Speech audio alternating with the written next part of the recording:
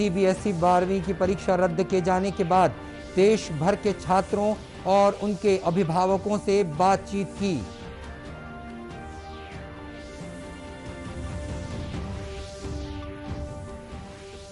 स्वामी आत्मानंद शासकीय English school Mungeli का मुख्यमंत्री ने किया वर्चुअल लोकार्पण। कहा, हर बच्चे तक गुणवत्तापूर्ण शिक्षा उपलब्ध कराना हमारा मुख्य उद्देश्य। कोविड-19 की दूसरी लहर के बीच देश में उपचार करा रहे लोगों और नए संक्रमित लोगों की संख्या में आ रही है भारी कमी।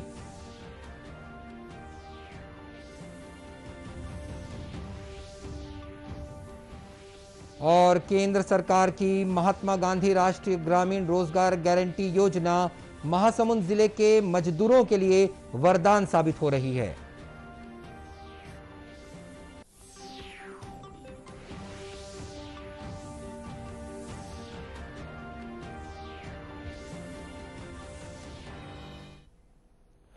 नमस्कार, आप देख रहे हैं दूरदर्शन समाचार। मैं हूं मनीष अहलुवालिया और अब समाचार विस्तार से। प्रधानमंत्री नरेंद्र मोदी ने छात्रों और उनके अभिभावकों से बातचीत की और उनसे पूछा है कि वे 12वीं कक्षा की परीक्षाओं को रद्द किए जाने की घोषणा को सुनने के बाद कैसा महसूस कर रहे हैं। प्रधानमंत्री ने पूछा कि छात्र परीक्षा रद्द किए जाने के समय को अब किस तरह बिताएंगे। श्री मोदी ने कहा कि छात्रों को परीक्षाओं के बारे में कभी तनावग्रस्त नहीं होना चाहिए। उन्होंने कहा कि परीक्षाओं को रद्द करने का फैसला छात्रों के हित में लिया गया है। प्रधानमंत्री ने कहा कि नई ऊर्जा से अब देश को आगे बढ़ाना है। कोरोना की मुश्किलों के बीच हमें ये लेसन्स करीब से देखने का, समझने का, जीने का एक प्रकार से नए तरीके से अवसर मिला है। कैसे हमारे समाज में हर किसी ने एक दूसरे का हाथ थामा, कैसे देश ने एक टीम स्पिरिट से इतनी बड़ी चैलेंज का सामना किया है, ये सब हमने एक्सपीरियंस किया है। पब्लिक पार्टिसिपेशन और टीम वर्क के एक्सपीरियंस मुझे पक्का विश्वास है आपको भी एक नई ताकत देंगे। सबको लग रहा है ठीक है आफत आई है, लेकिन हम विजयी होकर के निकलेंगे।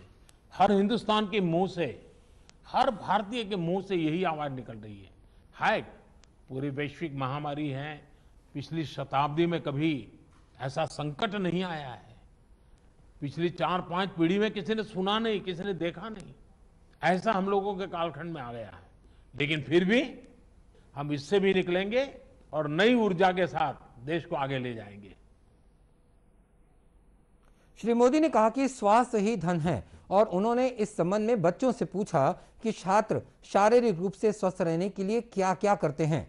प्रधानमंत्री ने छत्तीसगढ़ की छात्रा सौम्या चोपड़ा से भी बातचीत की। सौम्या ने परीक्षा रद्द करने के लिए प्रधानमंत्री को धन्यवाद कहा। इधर भिलाई के छात्रों ने सीबीएसई परीक्षा रद्द किए जाने का स्वागत किया है। मोदी जी ने लिया वो बहुत अच्छा है अगर एक तरीके से देखें, लेकिन अगर दूसरे तरीके से देखें तो बहुत सारे स्टूडेंट जो कॉम्पिटिटिव एग्जाम्स देना चाहते थे उनके लिए बहुत वो प्रेशर आ गया, क्योंकि अभी वो बोर्ड्स में अगर प्रिपरेशन करते तो उनके जो कॉम्पिटिटिव एग्जाम्स में जो भी प्रिपरेशन रहता है उसमें थोड़ा स्टेबिलिटी आती। लेकिन अगर हम लोग अपने हेल्थ को देखेंगे तो बहुत अच्छा डिसीजन है, क्योंकि सिर्फ एक स्टूडेंट पे डिपेंडेंट नहीं, उनके फैमिली, टीचर्स और जितने भी वहाँ पे स्टाफ रहेंगे उन पे सब पे विक्टिम्स रहेंगे। परीक्षा बोर्ड एग्जाम्स कैंसिल करके एक तरह से अच्छा ही है, क्योंकि कोरोना वायरस बहुत तेजी से बढ़ भी रहा है और इसकी अभी तीसरी लहर आने वाली है। तो एक तरह से स्टूडेंट्स के लिए अच्छा है, और क्योंकि अभी सिम्टम्स भी नहीं दिखाई पड़ते हैं इस कोरोना वायरस होने के बाद, तो सबकी सेफ्टी पहले ज़रूरी थी। और अगर एग्ज़ाम्स कंडक्ट होते तो सोशल डिस्टेंसिंग कहीं ना कहीं नहीं हो पाती, छूट जाता वो। तो उस हिसाब से देखा जाए तो एग्ज़ाम कैंसिल हुए तो ठीक है। मेरा ओपिनियन ये है कि बोर्ड्स कैंसिल हुए तो एक तरीके से अच्छा ही है, क्योंकि पूरे कंट्री में अभी कोरोना के कारण सिचुएशन अच्छी नहीं थी और केसेस भले ही कम हो रहे थे, लेकिन नंबर ऑफ केसेस जो कि more than 1.5 lakh per day थे तो काफ़ी ज़्यादा थे। प्लस मेंटली भी हम प्रिपेयर नहीं थे, क्योंकि आसपास लोकेलिटी में भी अच्छी हालत नहीं थी, डेथ्स काफ़ी हो रहे थे। और प्लस स्कूल जाने में भी थोड़ा डर लग रहा था क्योंकि हर जगह प्रॉपरली सोशल डिस्टेंसिंग मेंटेन नहीं हो पाती है।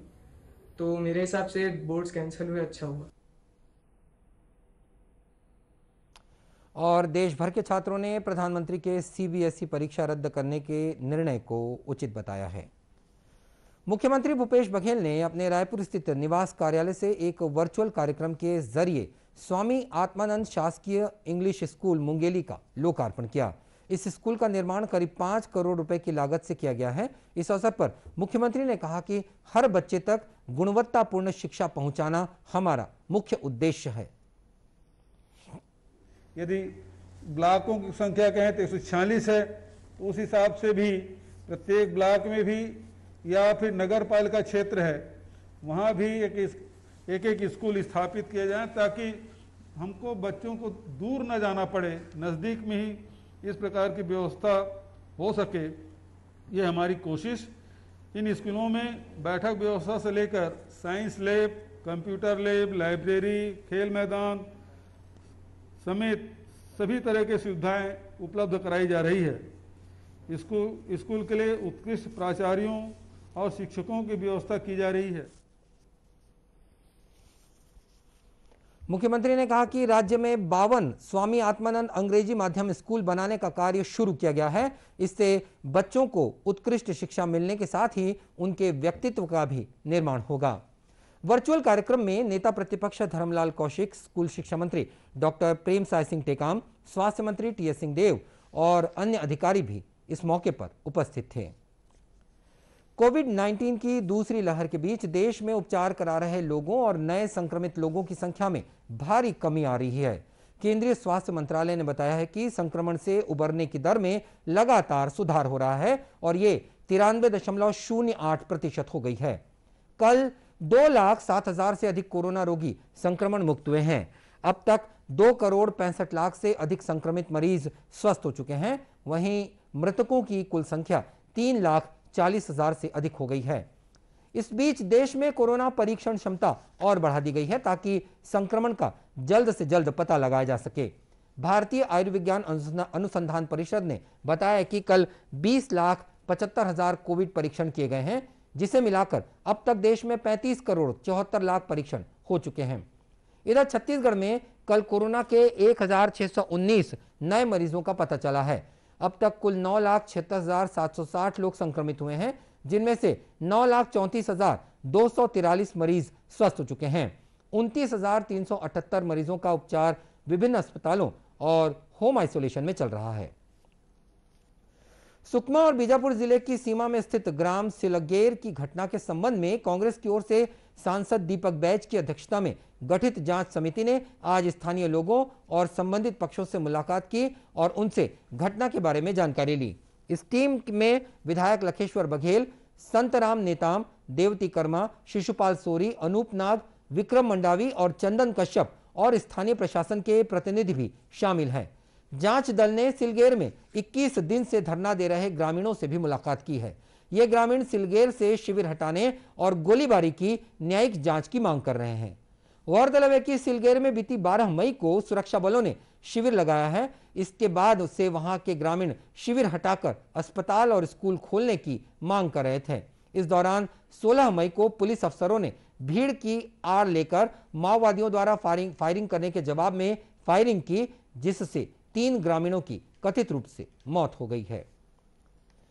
कोरिया जिले के ग्राम पंचायत चौघड़ा के मुक्तिधाम में एक महिला करीब 5 महीने से रह रही थी। राज्य महिला आयोग की पहल पर उन्हें अस्पताल में भर्ती कराया गया है। बताया जाता है कि इस महिला को परिजनों ने बेसहारा छोड़ दिया था, जो गंभीर बीमारी से भी पीड़ित थी। मुक्तिधाम में बीमार महिला के रहने की जानकारी सोशल मीडिया के जरिए राज्य महिला आयोग तक पहुंची। इस मामले में आयोग के अध्यक्ष डॉक्टर किरणमयी नायक ने संज्ञान लिया और कोरिया कलेक्टर सत्यनारायण राठौर से उस महिला को उचित उपचार दिलाने की बात कही है।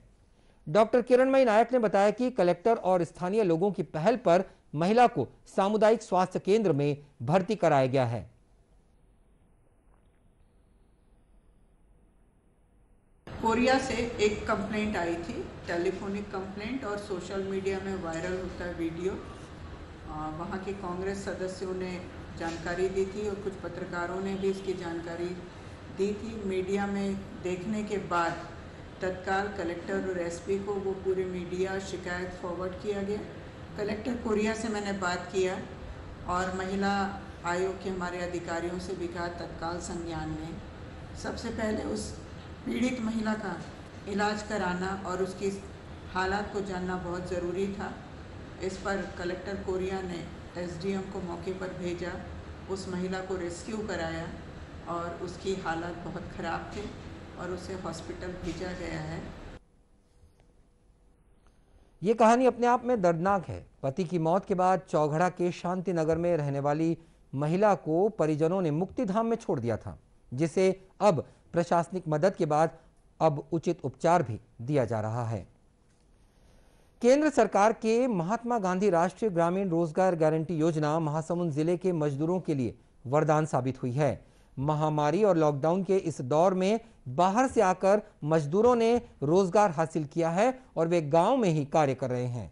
महासमुंद जिले से दूसरे प्रदेशों में काम की तलाश में गए मजदूर लॉकडाउन लगने के कारण जब अपने गांव वापस लौटे तो उनके सामने आर्थिक समस्या थी। महासमुंद जिला पंचायत की ओर से मनरेगा के तहत तालाब गहरीकरण, डबरी निर्माण और वृक्षारोपण के कार्य उपलब्ध कराए गए। मनरेगा के तहत कार्य करने वाले श्रमिकों ने बताया कि वे गांव में ही रोजगार मिलने से अब खुश हैं और उन्हें उनकी आर्थिक समस्या से भी निजात मिला है। पहले मैं टेलर का काम करता था महासमुंद में। जो लॉकडाउन हुआ ना तो बंद हो गया तो मैं 15 दिन से खाली था। खाली होने के बाद यहाँ तालाब का सौंदर्यीकरण का काम मिला तो मैं आ गया। यहाँ काम कर रहा हूँ। 6-7 दिन का पेमेंट मिल जाता है। ऐसे में इस कोरोना महामारी में मेरे खर्चे के लिए पैसा नहीं था, इसके बैंक जाकर पैसा निकाल कर यहाँ से अपना पेट चला रहा हूँ। लॉकडाउन के दरमियान एक काम खुला है, रोजगार गारंटी का काम। उसमें हम लोग को काम दिया है केंद्र सरकार, तो काम करने आ रहे हैं।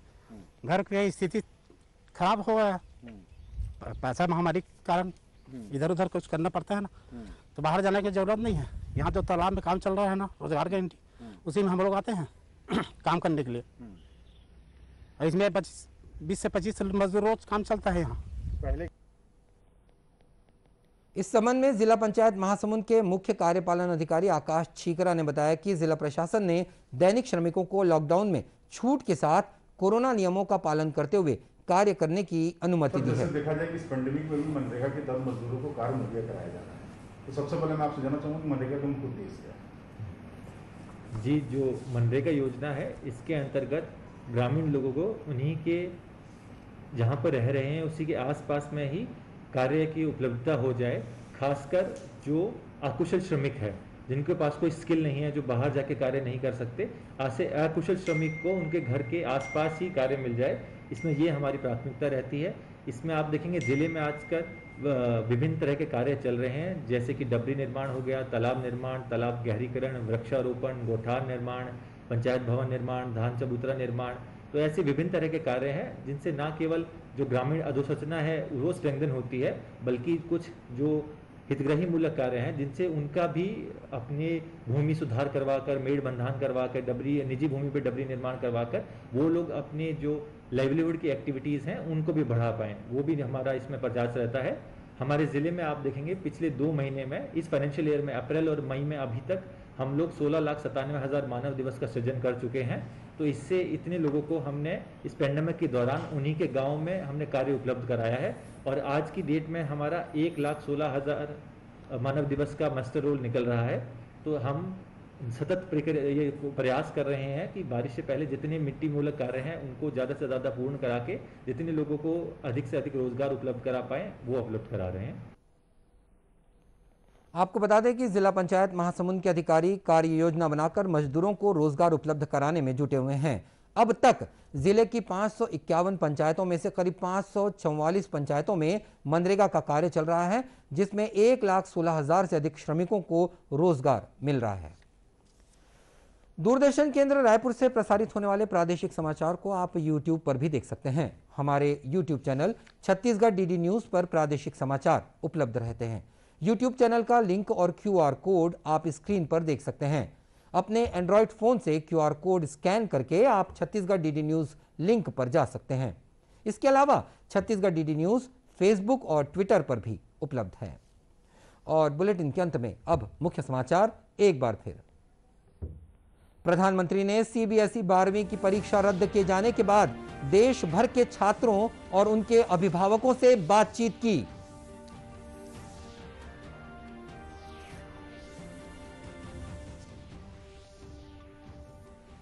स्वामी आत्मानंद शासकीय इंग्लिश स्कूल मुंगेली का मुख्यमंत्री ने किया वर्चुअल लोकार्पण। कहा, हर बच्चे तक गुणवत्तापूर्ण शिक्षा उपलब्ध कराना हमारा मुख्य उद्देश्य। कोविड-19 की दूसरी लहर के बीच देश में उपचार करा रहे लोगों और नए संक्रमित लोगों की संख्या में आ रही है भारी कमी।